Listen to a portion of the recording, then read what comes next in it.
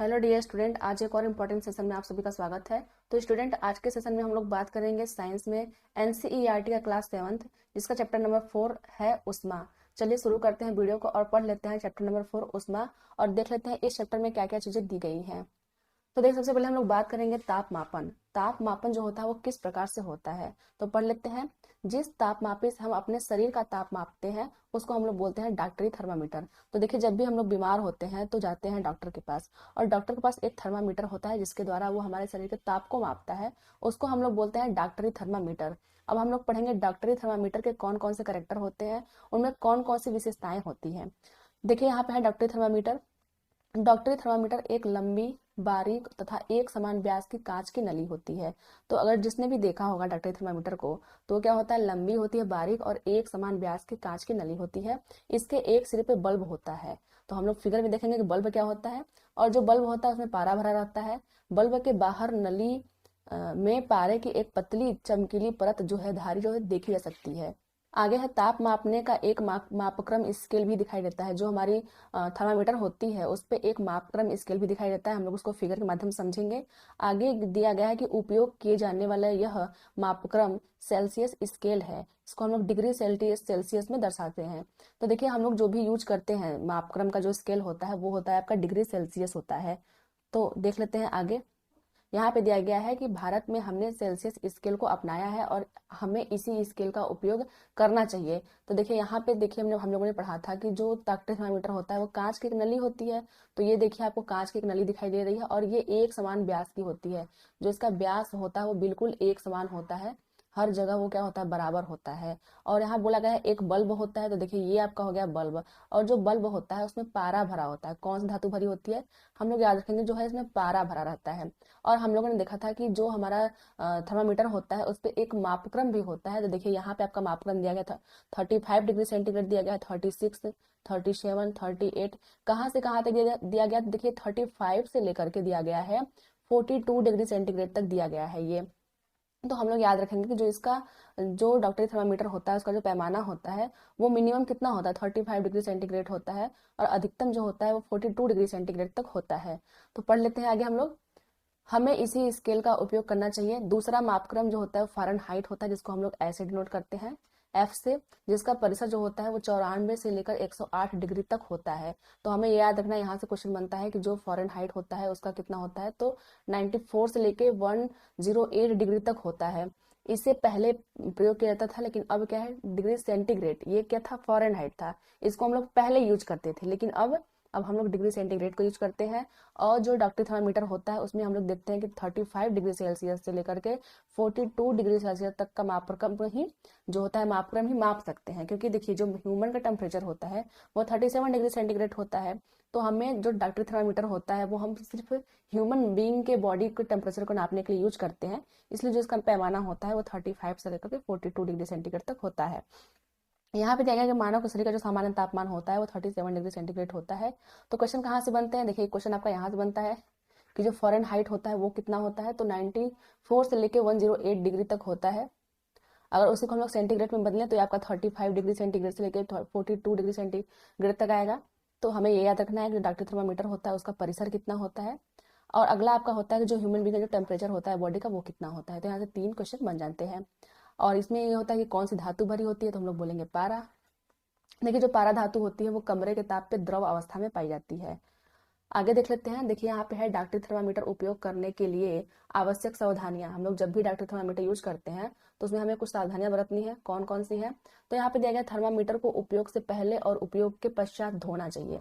जब भी हम लोग यूज करते हैं तो उसको हम लोग धो के यूज करना चाहिए, और धोने के लिए किसी एंटीसेप्टिक घोल का उपयोग करना अच्छा रहता है। तो एंटीसेप्टिक घोल से हमें उसको धोना है। आगे है कि सुनिश्चित कीजिए कि उपयोग से पहले पारे का जो तल है वो 35 डिग्री सेंटीग्रेड से नीचे हो। तो देखिए, जो परिसर होता है वो 35 डिग्री सेंटीग्रेड से लेकर के 42 डिग्री सेंटीग्रेड तक होता है। तो हमें ये याद रखना है कि जो पारे का जो तल है वो इससे नीचे हो, इससे नीचे, क्योंकि इससे ऊपर रहेगा तो जो हमारा माप होगा वो गलत बताएगा। आगे है थर्मामीटर को पढ़ते समय पारे का तल दृष्टि रेखा के सीध भी होना चाहिए। जो पारे का जो तल होता है वो जहां से हम देखते हैं वो हमारे बिल्कुल सीधे होने चाहिए। आगे है थर्मामीटर का सावधानी पूर्वक उपयोग कीजिए, किसी कठोर वस्तु से टकराने पर यह टूट सकता है। जो थर्मामीटर होता है वो देखिए कांच का बना होता है, तो किसी भी कठोर वस्तु पर अगर टकराएगा तो वो टूट सकता है। आगे थर्मामीटर का उपयोग करते समय इसे बल्ब की ओर से नहीं पकड़ना चाहिए। तो हम लोगों ने पढ़ा था कि जो इसका बल्ब था वो किधर था, जो बल्ब था वो ये है, बल्ब हो गया। तो हमें इधर से नहीं पकड़ना है, हमें किधर से पकड़ना है, इस साइड से पकड़ना है, इसको हमें इस साइड से पकड़ना है। आगे देख लेते हैं। आगे एक चेतावनी दी गई है, डायटरी थर्मामीटर का उपयोग मानव शरीर का ताप मापने को छोड़कर किसी अन्य वस्तु का ताप मापने के लिए कभी मत कीजिए। तो सिर्फ और सिर्फ ह्यूमन टेम्परेचर को नापने के लिए होता है डायटरी थर्मामीटर। यहाँ पे है थर्मामीटर को धूप तथा आग के पास रखने से बचाइए। क्यों? क्योंकि देखिए जो थर्मामीटर होता है वो आपका शीशे का बना होता है, तो अगर धूप में रखेंगे तो चटक सकता है। आग के सामने रखते हैं तो वो चटक सकता है, चटक के टूट सकता है, ऐसे करने से टूट सकता है, इसलिए हमें नहीं रखना चाहिए उनके सामने। आगे है प्रयोगशाला तापमापी। तो देखिए जो तापमापी होता है दो प्रकार का होता है, एक तो आपने पढ़ा डायरेक्ट थर्मामीटर और दूसरा है प्रयोगशाला तापमापी। यहाँ पे है प्रयोगशाला तापमापी का परिसर जो होता है वो 10 डिग्री सेंटीग्रेड से लेकर के 110 डिग्री सेंटीग्रेड होता है। तो सबसे पहला क्वेश्चन तो हमारा यही से बनता है कि इसका जो परिसर होता है वो कितना होता है, तो 10 से 110 तक होता है। आगे है विभिन्न प्रयोजनों के लिए विभिन्न प्रकार के तापमापी उपयोग किए जाते हैं।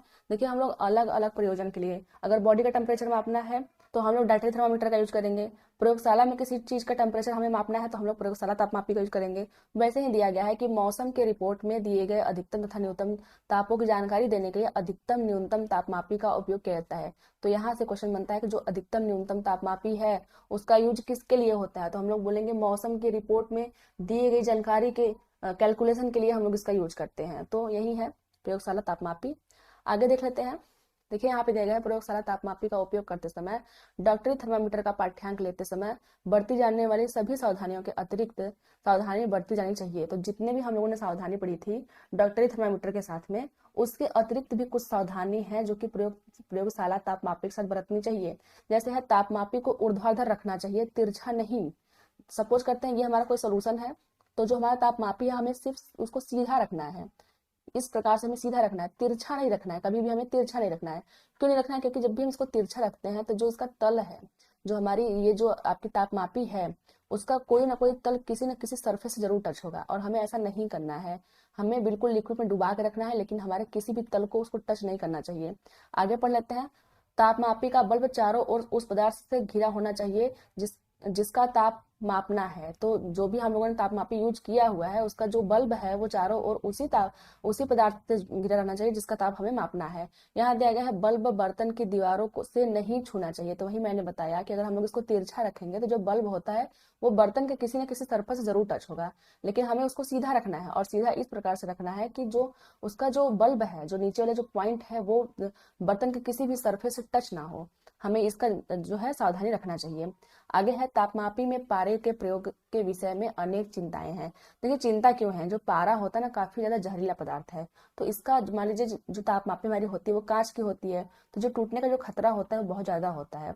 अगर तापमापी टूटा तो उसके अंदर से पारा निकलेगा, और जब पारा निकलेगा तो जो उसका निपटान होता है, मतलब उसको जो डिकम्पोजिशन जो प्रक्रिया होती है वो काफी कठिन होती है। इसलिए जो होता है हम लोग क्या करते हैं, अंकीय तापमापी का यूज करते हैं। तो यहाँ पे दिया गया जो पारा है, पारा एक विषाक्त पदार्थ है, और यदि तापमापी टूट जाए तो इसका निपटान अत्यंत कठिन है।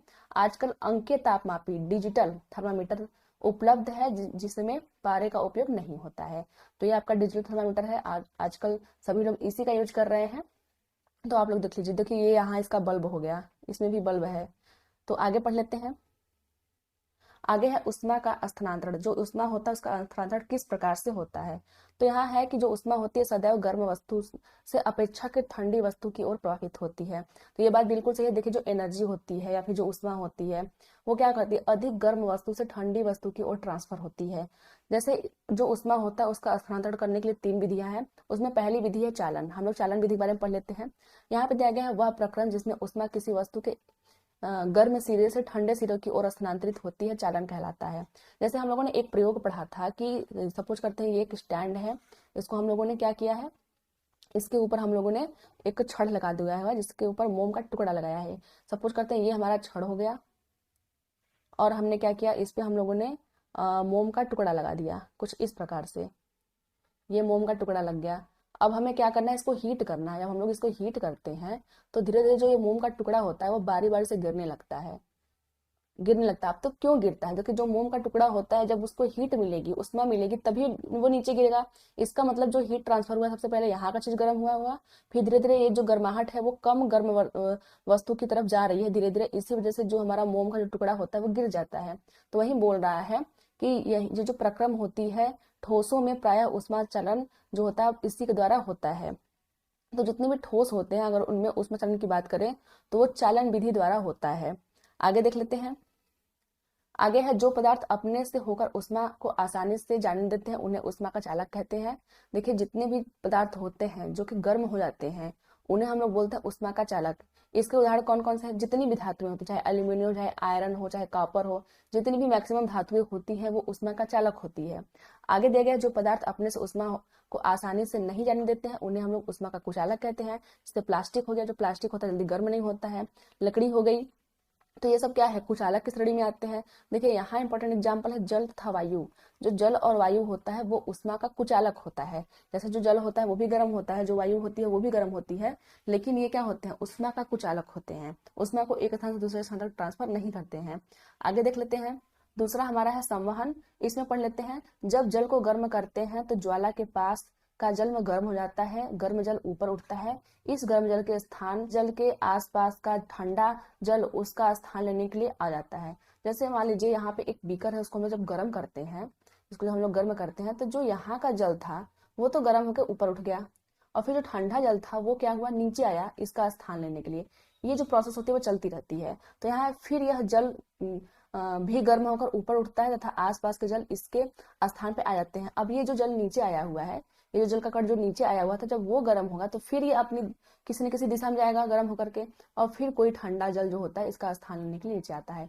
तो जो यही प्रक्रिया होती है वो चलती रहती है। इस प्रकार जो जितना भी तरल पदार्थ है वो गर्म हो जाता है। तो यहाँ पे देखेंगे यह प्रक्रिया तब तक चलती रहती है जब तक कि सारा जल गर्म ना हो जाए। ये प्रक्रिया चलती रहती है।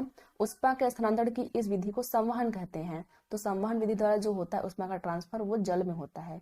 अगर पूछेगा चालन द्वारा किसमें होता है तो हम लोग बोलेंगे ठोस में। संवहन द्वारा किसमें होता है तो हम लोग सीधे सीधे बोलेंगे द्रव में होता है। आगे पढ़ लेते हैं। जैसे इसमें देखिए दो आपके टर्म आते हैं, एक होता है समुद्री समीर और एक होता है स्थल समीर। तो हम लोग पढ़ लेते हैं इसकी जो प्रोसेस होती है वो क्या होती है। सबसे पहले इसको पढ़ने से पहले हम लोग एक फिगर समझते हैं। तो यहाँ पे देखिए समुद्री समीर का फिगर दिया गया है कि जो समुद्री समीर होती है वो किस प्रकार से कार्य करती है, इसको समझते हैं हम लोग। तो देखिए क्या होता है कि जब सूर्य जो चमकता है तो जो हमारा लैंड होता है, जो हमारा स्थल होता है वो जल्दी से गर्म हो जाता है। जब वो गर्म होता है तो जो गर्म वायु होती है गर्म होने के बाद ऊपर उठती है, हम लोगों ने पढ़ा है जो गर्म वायु होती है वो गर्म होने के बाद ऊपर उठती है। जब वो ऊपर उठेगी तो जहां से ऊपर उठती है वहां पे क्या होता है, खाली स्थान हो जाता है। तो जो समुद्र की तरफ से कुछ हवाएं होती है उस खाली स्थान को भरने के लिए आती हैं। तो इस प्रकार से जो खाली स्थान में जो समुद्री हवाएं आती हैं तो उसको हम लोग बोलते हैं समुद्री समीर। समुद्र की तरफ से जो हवाएं लैंड की तरफ आती है, मतलब धरती की तरफ आती है उस खाली स्थान को भरने के लिए, तो हम लोग बोलेंगे कि ये समुद्री समीर है। जस्ट इसका अपोजिट ये होता है कि जब सूर्य चमकता है तो जब गर्म होने वाली जो प्रोसेस होती है उसमें क्या होता है, धरती जल्दी गर्म होती है और जो समुद्र होता है वो देर से गर्म होता है। लेकिन अगर हम लोग बात करें ठंडा होने वाली प्रोसेस, तो जो धरती होती है वो बहुत जल्दी ठंडी हो जाती है, लेकिन जो समुद्र होता है बहुत देर में ठंडा होता है। देखिए, जो जितने देर में गर्म होगा वो उतने ही देर में ठंडा होता है। तो जो समुद्र का जो पानी होता है वो देर में गर्म होता है, इसलिए देर में ठंडा होता है। तो देखिए, जब रात का समय होता है तो जो हमारा स्थल होता है वो तो ठंडा होता है, ये जो हमारा स्थल है वो ठंडा है, लेकिन जो हमारा समुद्र है वो गर्म है। जब समुद्र गर्म है तो जो यहाँ का जो वायु होगा वो ऊपर उठेगा गर्म होने के बाद। तो जो हमारा स्थल की जो वायु होती है यहाँ पे स्थान खाली हो गया। ये जो हमारा समुद्र है वहां पे जब हवाएं ऊपर उठी, गर्म हवाएं ऊपर उठी, तो वहां का जगह खाली हो गया। इसलिए जो हमारा स्थल होता है वहां से जो हवाएं होती है, ठंडी हवाएं, वो चलती है समुद्र की तरफ। तो क्योंकि ये स्थल से समुद्र की तरफ जा रही है इसलिए हम इसको बोलते हैं थल समीर। चलिए अब थियरी को पढ़ लेते हैं और काफी अच्छी तरीके से समझ लेते हैं। तो यहाँ पे दिया गया है समुद्र समीर। तटीय क्षेत्रों में रहने वाले लोग एक मनोरंजक परिघटना का अनुभव करते हैं। दिन के समय स्थल जल की अपेक्षा शीघ्र गर्म हो जाता है। जो स्थल होता है वो जल्दी गर्म होता है, वहां से वायु उठती है। तो यहाँ दिया गया स्थल के ऊपर की वायु गर्म होकर उठती है, उसका स्थान लेने के लिए समुद्र की ओर से ठंडी वायु स्थल की ओर बहती है। इस चक्र को पूरा करने के लिए स्थल की ओर की गर्म वायु समुद्र की ओर बह जाती है। समुद्र की ओर आने वाली इस वायु को समुद्री समीर कहते हैं। तो देखिए जब समुद्र की तरफ से सपोज करते हैं यहाँ समुद्र है और यहाँ पे क्या है, स्थल है। अब जब स्थल गर्म होगा तो ये वायु ऊपर उठेगी और जो समुद्र होता है उसका जो वायु होता है वो भरने के लिए स्थान जाता है स्थल की तरफ। तो अब यहाँ भी तो खाली होगा, समुद्र के स्थान का भी जो है वायु खाली होगी, तो जो ये स्थल की जो उठी हुई वायु होती है वो जाती है समुद्र की तरफ। वो कहाँ जाती है, समुद्र की तरफ जाती है, इस प्रकार जाती है। तो ये जो होता है प्रोसेस चलता रहता है। तो समुद्र की तरफ से जो वायु स्थल की तरफ जाती है उसको हम लोग बोलते हैं समुद्र समीर। यही प्रोसेस आपका दिया गया है, आई होप कि समझ में आ गया होगा। अब इसी का अपोजिट थल समीर होता है, पढ़ लेते हैं। रात्रि के समय यह प्रक्रम ठीक विपरीत हो जाता है, मतलब उल्टा जाता है। कैसे, समुद्र का जल स्थल की अपेक्षा धीमी गति से ठंडा होता है। जैसे मैंने बताया कि जो जितनी देर से गर्म होगा वो उतनी देर से ही ठंडा होगा। जो पानी होता है वो काफी देर से गर्म होता है, इसलिए काफी देर के बाद ठंडा होता है। तो जो पानी हमारा है वो गर्म है, इसलिए स्थल की ओर की ठंडी वायु समुद्र की ओर बहती है, इसे थल समीर कहते हैं। जैसे मैंने बताया था फिगर में कि आपका जो ये है स्थल है वो ठंडा हो चुका है, इसलिए जो आपकी समुद्र की जो गर्म वायु है वो ऊपर उठती है और उसका स्थान लेने के लिए स्थल का ठंडा वायु आता है। इसी को हम लोग बोलते हैं थल समीर। तो देखिए हमें इतना समझने के बाद सिर्फ एक लाइन समझना है कि जब भी वायु जल से स्थल की तरफ जाती है, जल से स्थल की तरफ जाती है, तो हम लोग बोलते हैं उसको समुद्री समीर, क्योंकि समुद्र से स्थल की तरफ जा रही है। और जब भी वायु थल से और जब भी समीर जो होती है थल से हो जाती है जल की तरफ, तो उसको हम लोग बोलते हैं थल समीर। आई होप समझ में आ गया होगा। आगे बढ़ जाते हैं। अब है विकिरण विधि। देखिए तीसरा विधि है उष्मा स्थानांतरण का, पढ़ लेते हैं। सूर्य से हम तक उष्मा एक अन्य प्रक्रम द्वारा आती है जिसे हम लोग विकिरण कहते हैं। जो सूर्य होती है उससे हमें एनर्जी मिलती है, और जो ये एनर्जी आती है वो किस विधि आती है, उसको हम लोग बोलते हैं विकिरण विधि। यहाँ पे है विकिरण द्वारा उष्मा का स्थानांतरण में किसी माध्यम जैसे वायु तथा जल की आवश्यकता नहीं होती है। तो आपसे क्वेश्चन ये पूछेगा कि किस माध्यम में वायु तथा जल की आवश्यकता नहीं होती है, किस माध्यम से उष्मा का संचरण करने में किसी माध्यम की आवश्यकता नहीं होती है, तो हम लोग बोलेंगे विकिरण विधि में। आगे है माध्यम विद्यमान हो या ना हो, विकिरण द्वारा उष्मा का स्थानांतर हो सकता है। जैसे मान लीजिए हम लोग सूर्य से जो है पृथ्वी की जो दूरी है काफी ज्यादा है, तो उसके बीच में कोई माध्यम हो या ना हो, जो सूर्य का जो हमारा विकिरण होता है, जो किरण होता है वो हमारे तक पहुंचता है, तो वो जो होती है विधि उसको हम लोग बोलते हैं विकिरण विधि। यहाँ है जब हम किसी तापक हीटर के सामने बैठते हैं तो हमें इसी प्रक्रम द्वारा उष्मा प्राप्त होती है। देखिए हम लोगों ने पढ़ा कि जो ठोस होता है उसमें जो उष्मा संचरण की जो विधि होती है वो चालन विधि है, तो उसके लिए टच में होना जरूरी है। और जो द्रव होता है, द्रव में जो होता है संवहन विधि द्वारा होता है, उसमें भी क्या होता है डायरेक्ट कांटेक्ट वाले जो अणु होते हैं वो गर्म हो के ऊपर उठते हैं, इस विधि से होता है। लेकिन जो विकिरण विधि होता है उसमें किसी भी माध्यम की आवश्यकता नहीं है, चाहे वायु हो चाहे जल हो, उसमें किसी भी माध्यम की आवश्यकता नहीं होती है। जैसे जब हम लोग हीटर के सामने बैठते हैं तो हमें उष्मा मिलती है, तो पूछेगा कि ये किस प्रक्रम द्वारा मिलता है, तो हम लोग बोलेंगे विकिरण द्वारा मिलता है। आगे देख लेते हैं सर्दियों तथा गर्मियों में हमारे पहनने के वस्त्रों के प्रकार। देखिए सर्दियों में पहनने वाले जो वस्त्र होते हैं और जो गर्मियों वाले पहनने वाले वस्त्र होते हैं उनमें दोनों में अंतर होता है। अब पढ़ लेते हैं अंतर क्यों होता है। तो देखिए यहाँ पे है गहरे रंग के पृष्ठ अपेक्षाकृत अधिक उष्मा अवशोषित करते हैं। तो देखिए जैसे मान लीजिए अभी हम लोग गर्मियों में हैं, तो गर्मियों में लोग काले कपड़े पहनने से बचते हैं, अधिकतर लोग व्हाइट कपड़े पहनने के लिए प्रीफर करते हैं। तो काले रंग या फिर गहरे रंग का जो कपड़ा होता है वो अधिक उष्मा का अवशोषण करता है, और गर्मी में अगर अधिक उष्मा का अवशोषण करेगा तो हमें और अधिक गर्मी लगेगी। आगे है इसलिए सर्दियों में गहरे रंग के वस्त्र पहनना हमें सुखद लगता है। सर्दियों में हम लोग क्या करते हैं, गहरे रंग के वस्त्र पहनते हैं क्योंकि वो अधिक उष्मा अवशोषित करता है। यहाँ है हल्के रंग के कपड़े उष्मीय विकिरणों के अधिकांश भाग को परावर्तित कर देते हैं। अगर हल्के रंग के कपड़े हैं, सपोज कर लेते हैं हमारे जो व्हाइट कलर के कपड़े हैं, तो उस पर जो विकिरण पड़ेगा वो अधिकांशतः क्या होगा, परावर्तित हो जाएगा। इसलिए जो गर्मियों में हल्के रंग के वस्त्र अधिक आरामदेह लगते हैं। तो इसका सीधे से मतलब ये है कि हम लोग गर्मियों में क्या करते हैं, हल्के रंग के कपड़े पहनते हैं, और सर्दियों में हम लोग गहरे रंग के कपड़े पहनते हैं, ताकि जो उष्मा होती है वो उसका जो ट्रांसफर होता है वो आसानी से हो सके। आगे देख लेते हैं। आगे है सर्दियों में ऊनी वस्त्र हमें उष्ण बनाए रखते हैं। जो सर्दी होती है तो हम लोग ऊनी वस्त्र पहनते हैं, तो वो हमें क्या करते हैं, गर्मी प्रदान करते हैं, उष्ण बनाए रखते हैं। सर्दियों में हम ऊनी वस्त्र पहनते हैं। ऊन जो होता है उष्मारोधी होता है। जो ऊन होता है वो क्या करता है, उष्मारोधी होता है। इसके अतिरिक्त ऊन के रेशों के बीच वायु फंसी ट्रैप रहती है। यह वायु हमारे शरीर के उष्मा को ठंडे परिवेश की ओर विकृत होने से रोकती है। देखिए जब भी हम लोग पढ़ते हैं, जो लद्दाख वगैरह के जो क्षेत्र होते हैं वहाँ काफी ठंडी पड़ती है, तो हम लोगों ने एक रेबो नामक टेंट के बारे में सुना होगा। अगर आप लोग नहीं जानते हो तो जान लीजिए। देखिए लद्दाख में एक चांगपा जनजाति होती है, वो एक टेंट बनाती है जो कि रेबो उसका नाम होता है।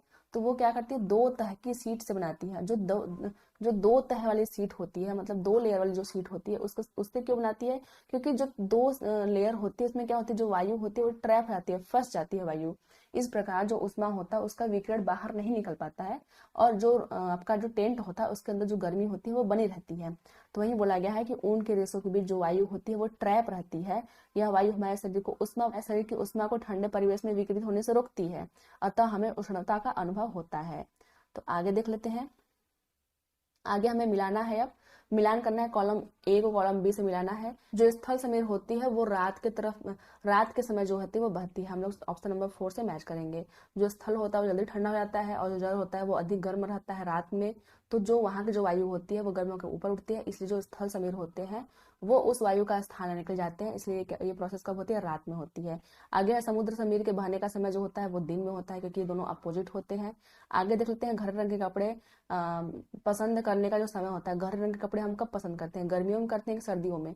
तो घर रंग के कपड़े हम लोग सर्दियों में पसंद करते हैं। ऑप्शन नंबर जो 2 हमारा है वो सही हो जाएगा। चौथा हमारा है हल्के रंग के कपड़े पसंद करने का समय। हल्के रंग के कपड़े कब पसंद करते हैं, तो हम लोग गर्मियों में पसंद करते हैं। इससे क्या होता है कि जो उष्मा होती है वो अधिक अवशोषित नहीं हो पाती है, और जो अवशोषित उष्मा होती है उसका अधिकांश भाग रिफ्लेक्शन द्वारा, परावर्तन द्वारा वो इन्वायरमेंट चला जाता है। इस प्रकार से हमें कम गर्मी लगती है। तो ये आपका मैच ऑफ द फॉलोइंग हो गया।